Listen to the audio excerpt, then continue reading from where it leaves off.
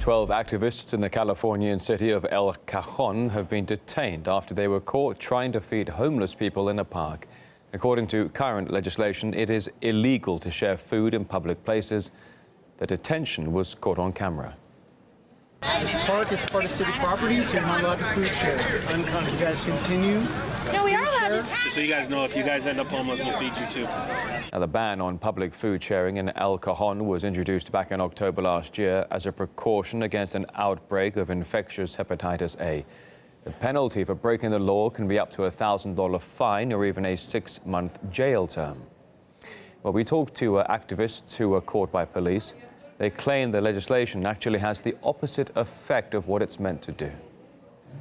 The homeless people who were there were very thankful that we were standing up, and they were very upset that the mayor and the city council members could pass such a heartless ordinance, and none of those government officials come out to that park and talk to those people. It really seems like this is part of the city of El Cajon's effort to criminalize homelessness. They've already made it against the law to panhandle, to sleep on the sidewalk. So this is really like the next step in trying to push the homeless out of their city. And the big justification that they used was the Hep A outbreak in San Diego. And they say, oh, the parks are so contaminated with hepatitis A that we don't want the homeless people to catch it, and so we're trying to protect them. But everybody else can still go and have a party at the park and share food with each other. And they wrote that into the ordinance, and that's what makes it discriminatory. Because it targets the homeless population. Everybody else is not magically immune from hepatitis A within the same space. So clearly this is not about hepatitis A. And the mayor has made comments in public session at the city council meetings where he said we're trying to make the park less inviting to homeless people. A recent report by the UN outlined the difficulties homeless people currently face.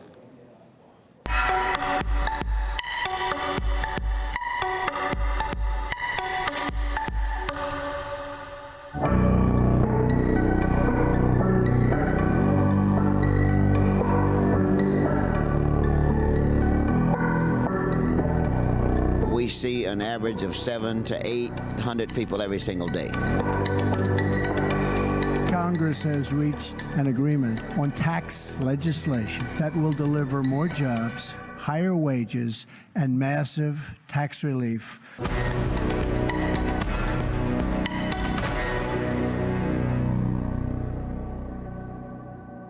Since the recession, we have not recovered. The homelessness has actually increased.